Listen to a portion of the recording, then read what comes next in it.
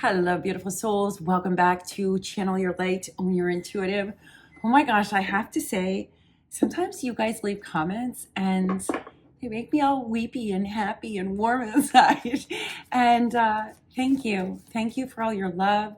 Thank you for being you. Thank you for being vulnerable, honest, real. Thank you for sharing your experiences. Thank you for loving my daughter. Thank you for loving me. And thank you for loving you. So thank you. They're just amazing. Like some of the comments over the last month on this channel, you guys are so incredible. I can't even. So incredible. So remember this. Hardships are coming to an end. The seeds you have sown will be blooming soon. Who knew we were starting with a card? And yes, friends, I do have more roses blooming. I'm hearing the roses are in full bloom right now. Not that that's literally what's happening or the season for roses being in full bloom. They're saying it's a metaphor for the one who is the rose, the sacred rose, the one who follows the 13th hidden path. The lotus that blooms is the same as the rose that blooms, or the centrifolia. These are all expressions of the many levels and layers and petals being gently, softly opened. It is an indicator that hardships are coming to an end. The seeds you sowed will be blooming soon. A bloom cannot occur unless you first plant the seed. Ooh, I have Shodashi here. If you're not familiar with her, she is, some people put her in the Mahabijas with the ancient Hindu teachings of the goddesses, emanations of the great goddess. And Shodashi is also known as 16, the resurrection of the 16-year-old desire, the unabashed commitment to the manifestation that you truly desire, the experience you truly desire to have, the vibration you truly wish to live in. Yes, we're in the midst of the week of the full moon right now, but I'm being told to highlight full moons can be utilized both for releasing and for manifesting, and for both, because technically we need to release to receive, and to manifest, you must be able to receive that which you wish to manifest. And again, back to the seed, says Shodashi. If you have a desire and you do not nurture that seed, and instead you doubt it, you limit it, you nurture other seeds, somebody's nurturing their seed of doubt more than their seed of desire. And one foot on the gas pedal, one foot on the brake. This is a time frame where we are all letting go of the seeds or the weeds that we have nurtured that do not create prolific blooming. In this card on the front of it, it says the seeds you sowed will be blooming soon. Shodashi wishes to illuminate and highlight you cannot have a bloom without a stem it was nurtured and grown from, without the seed that is first planted in the soil of the soul. To plant the seed of desire in the soil of the soul, a desire that propels the soul's evolution, a desire that brings profound blessings, boons, and miracles to others. I have like some kind of a witchy energy here as well. I feel like that's just a confirmation for somebody on here, or a validation for some full moon spell casting that you're doing. Utilizing the elements, the bloom, the flower petals, and whoever this is, you're casting a love spell. And notice that the love spell is cast on you. It's not cast on others. It's cast on bringing you love. It's cast on bringing your energy into complete and utter receiving of your own love of yourself, which puts you in the exact vibration to be able to receive love from others. So apparently we're talking about love. La, la, la, la, la, la, la, love. It's a song coming through. All right, let's pull another card. I don't have an agenda for where this is going today. And sometimes I come to the table and I already know what we're going to talk about. And Spirit does our little journey through the lessons and the teachings and the perceptions of it. But today I was just told to free roll and allow the divine to guide. I also have Sekhmet here for somebody. Different people view her as different things, but I just feel like the belly of the fire, or the fire in the belly, is being warmed. The flame that is flickering is being, I'm seeing the winds, the breath of the divine is blowing onto the flame in order to encourage it, to nurture it, so that it will warm the seed of your truest desire, building your heaven on earth. We need to nurture the heaven within in order to build the heaven on earth. This card flew out of the deck and just fell onto the ground. So I'm going to grab it here. Hold on. can't make this up. They're saying this is significant. You cannot make up what I just said and this card that just flew out. Okay, I'm going to show that to you there. Heat wave, card number 15. Notice that it's like a dry desert, and notice that all the blooms that are near, close to her, are all dying. They're all withered. They're not getting the water element that they need. They're getting too much sun. They're getting burned by the sun. And I'm seeing the Eye of Horus for somebody. Protection, protection as you lay there. It says on the card, there is something ominous being illuminated by the flames that await. Ooh, you could take that in 10 different ways. Also notice there's a sandstorm coming, and it's significant that it's sand. The ominous thing that's being illuminated by the flames that await. Wow, they're saying go with the way that Sekhmet has provided. Sekhmet is here, like people usually look at her for divine justice. Maybe this has already occurred for you, something that was illuminated, that was quite ominous, created heartache. I'm hearing, here's to the hearts that we're gonna break. Here's to the lives that we're gonna change. Here's to the infinite possible ways to love you. Here's to the infinite possible ways to love you. Here's to the hearts that you're going to break. And that doesn't mean you're going to break hearts like hurt people. Some truths hurt, but the truth doesn't really hurt. It's the illusion being broken open that hurts, the belief in the illusion. In this way, the truth frees us, and the hurt is in the breaking of the illusion. Back to Sekhmet, I'm hearing the fire of the belly and the belly of the fire and the flame that's being blown on for the divine to ignite the fire, nurture it, raise it, rise it. And this is Agni, divine fire, Kali. There's a reason why she is the first of the 3 tongues of fire, because Kali is the transcendence of time. She's known as the goddess of transcendence, the goddess of time, the goddess of shadow, the goddess of darkness. And shadow really is an unconscious thing for a lot of us. You could put it as darkness or hate or evil, but you can also look at it as unconscious, conscious, and superconscious, right? As above, superconsciousness, so below, unconscious in the shadow. And where do we meet in the middle? In the beautiful conscious awareness of you. So when your higher self descends and brings you more energy, it illuminates a lightness that actually illuminates down through your conscious awareness into the unconsciousness, illuminating a shadow there that brings it up to be seen. I feel like this might be an ominous truth. It might be an ominous illusion. Everybody's going to be slightly different. This is the full moon in Sagittarius, baby. Like a Sagittarius, we are pulling back our arrows, and I'm seeing Kurukule. Om Kurukule Hri Soham, Om Tarita, Om Taritam Swaha. That's what it is. Interesting. Kurukule is, she's actually adopted by Hinduism and Buddhism. That's not her origination. But Kurukule, she has the uncanny ability to magnetize, attract that which is aligned with her highest timeline, the love, the vibration, the abundance, the spiritual aspects. Whew. But she also, at the same time, this is a huge blessing, at the same time, she repels all that is a negative vibration, not aligned. It's a natural effect when you balance your own energy, like the polarities of the battery. Think of yourself as a battery, as above, so below, the plus point and the minus point. You need both points, and when both are intact and both are in alignment and both are doing their job, the plus is like magnetizing what is for you, and the negative or the shadow or the feminine intuitive, however you want to look at it, that negative charge is actually repelling what is not aligned for you, what cannot perceive you, what is in a state of judgment, what is ominous and no longer necessary or needed. Fascinating. There's actually 10 different messages with that heat wave card. And not really, I don't really, Sekhmet will take care of it. Some people know her as Divine Justice, the Temple of Carnelian. That's from a card deck, Temple of Carnelian for Sekhmet. She's known as Divine Justice. You can allow her to have her way by allowing her to channel and come through you. Think about channeling. What does that actually mean? Channeling is very different than mediumship or psychic development.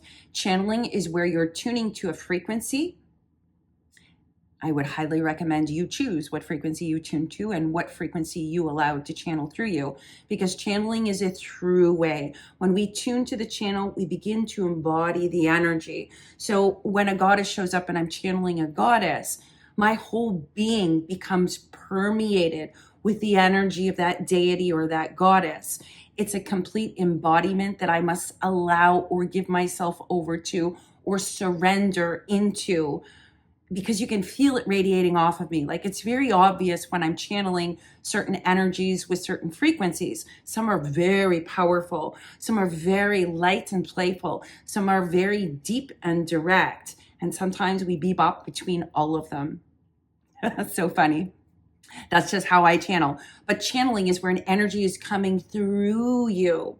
And that's important with Sekhmet, because Sekhmet is saying this is divine justice. Divine justice doesn't happen because somebody up here who's separate from everybody did something to somebody else. Is that a way it can be done? Absolutely. I don't want to tell you that's not a way it can be done through the spiritual energy, because yes, that is a very high potential for somebody on here that that's occurring. But there's another level to this that I want to illuminate. Justice is not about good and bad, right and wrong, evil and this. Justice is actually about bringing things into balance. That's what justice is truly intended for, to ensure a balance. And Sekhmet is here for somebody on here to bring divine justice. And I'm actually seeing in my mind's eye a line from a card from a deck, specifically in the guidebook, that says, will you allow her to have her way, to assign, to align, and to, I want to say complete, but it's not complete, to exact, oh, I have Durga here now, to exact divine justice. That's the question. Will you allow the divine to work on your behalf? Will you receive divine intervention? Will you receive divine guidance? Will you allow your God source spark of creator, God, goddess, to be awakened and arisen, to move through you, to take that seed or seed of desire or heaven? Again, Cancer energy. I don't know why, but there's, Jupiter. Jupiter shifted into Cancer, and that's exalted, my friends. That's a stunning energy. And it's a full moon in Sag. I think we talked about this on another video just recently, but 2 videos actually this has come up for. So yeah, it's powerful, powerful. So Cancer might be your sign. It might be somebody you're connecting with sign, but Cancer is deeply intuitive. Cancer rules the moon, is exalted right now with Jupiter, and is a full moon in Sag, which is ruled by Jupiter. So the alignment of this is exponential and exquisite. And I highly recommend if you can lean into the expansion. And I want you to notice, leaning into the expansion doesn't mean you know. When we're expanding, we don't know. That's the point. We only know where we've been. We don't know where we're going necessarily, or what it's going to look like. It takes risk and it takes a trust fall. So there's almost like this energy of, are you willing to expand and move into the unknown? Can you release the fear that's been stopping you, limitations or illuminations, or the need to know, or thinking that knowing actually makes you safe, because that doesn't always make you safe, side note. There's something else there, and it's like pitter-pattering around. I'm seeing like little children's feet. You know, at night when the kids are running around, little ones, and you hear the little of their feet on the floor, and it's soft, barely audible, but it's there. That's the imagery I'm getting. So I don't know if you have young children. I don't know if you've been hearing that sound at night. I'm seeing a bullseye in a room.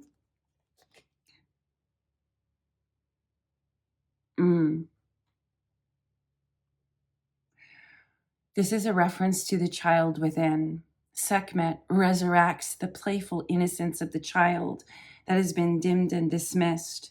You are being called to remember to distinguish the difference between abundance and wholeness, because there is a difference.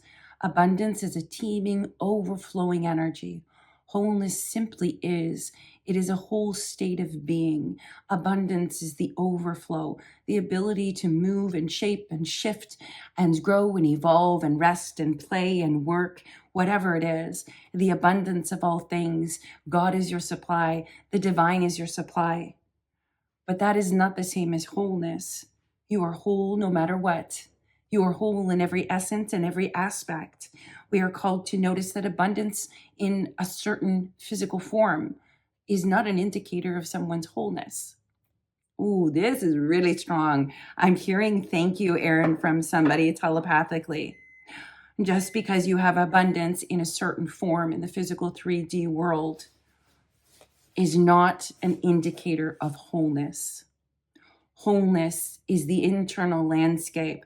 Now we're dipping into spiritual wealth. Spiritual wealth provides a deep, fulfilling, satiated wholeness that allows you to move about in the world and feel abundant in all its physical forms and draw abundance to you. But these two ideas or concepts are different. But in the absence of wholeness, we struggle with abundance and we see lack. In the encouragement, understanding, and embracing and deep knowing of our wholeness, there is nothing but abundance, because in abundance, there's an overflow of fruition, harvest, wholeness. Interesting. And this is the card. It says, choose wisely and intentionally. It's the farmer's market. And it's about that time of year where the farmer's markets might start opening. It's card number 9. 9 is significant for somebody here. I don't know if it's the year of the 9. I'm seeing a big bullseye in the room. A year of the 9, perhaps 9 is the indicator of the last step before the completion of the cycle, the 10. And it literally says on it, this is where I just drew all that from. It says, remember to distinguish abundance from wholeness. Choose wisely and intentionally. Do you want a lot of money, but disregard something else about yourself? Leaving you in lack, always needing to make more money? Or do you want to choose wisely and intentionally to have both? And to have both, if you focus on the inner world, the spiritual wholeness within you, the spiritual wealth, that naturally creates such a whole state of abundance, easy magnetism, able to vibrate in whatever frequency you want to. You're already, when you're whole, you're already in a state of abundance. So to do it from the internal landscape means you're never looking outside of you to fulfill it. There's a distinguishing factor for somebody on here to distinguish between abundance and wholeness. To have something doesn't mean you're whole. That's not what it means at all. These are very different landscapes, perceptions, ideations, and concepts. They're different. Just because I have something, that doesn't make me whole. Just because you love me doesn't mean I'm whole. And just because you don't love me doesn't mean I am not whole. So the external flavor of the week, the external flavor of the week of whatever it is you're choosing. I feel like I'm getting a bad boy for somebody on here. So maybe somebody has a persona, or you've dealt with somebody in the past where it's that kind of an energy, where there's this idea of a bad boy who chooses a flavor of the week. I don't really know. That's just a specific confirmation for somebody on here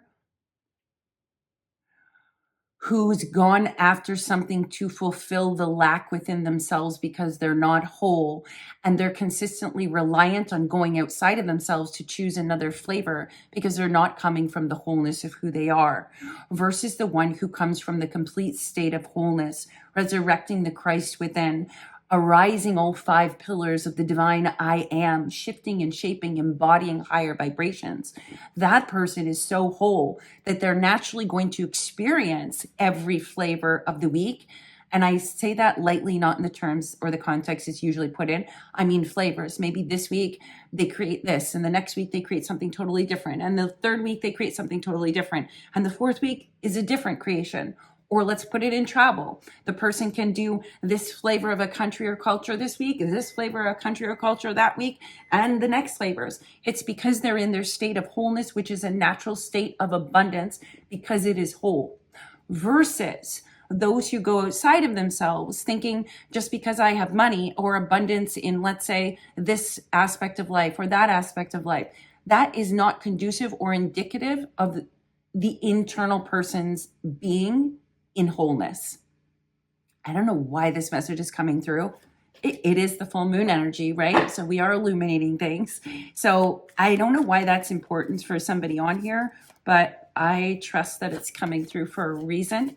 And distinguishing between the two allows you to manifest insanely. Like anything is possible, anything is achievable when you realize you are the spell, you are the wish, you are the receiver of it. You can't be the spell, or you can't be the wish, or you can't be the manifestation if you're not able to receive it, because receiving it puts you in direct alignment with it. Oh, I could do a whole other channel on the art of receiving.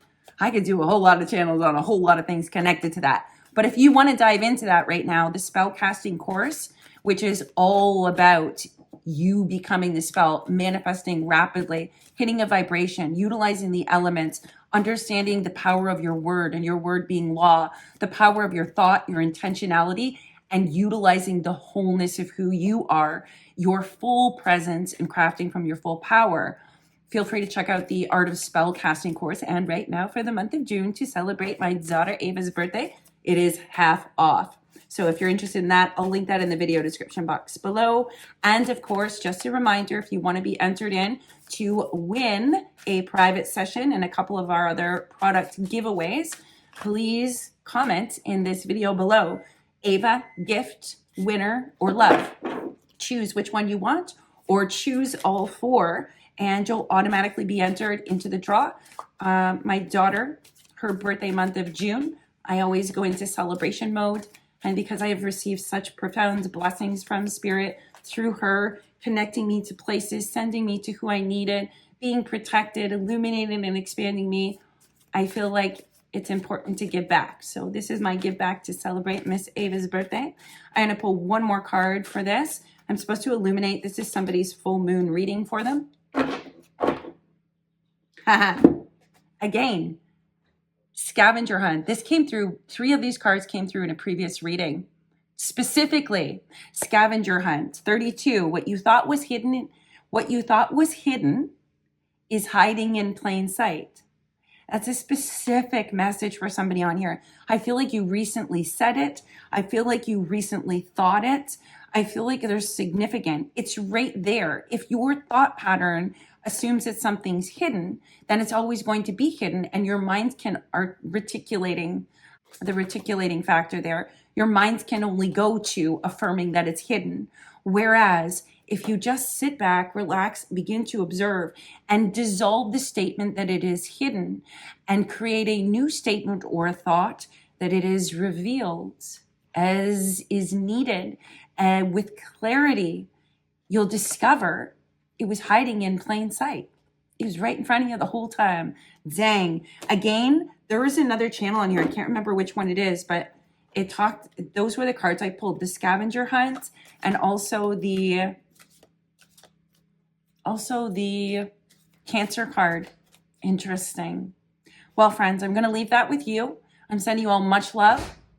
Let me know in the comments if this resonated. Happy Jupiter in Cancer exalted. Happy life. Happy love. Happy manifesting. Happy presence. Happy experiencing. Full bloom. Full bloom. All right. I'll see you on the next video, friends.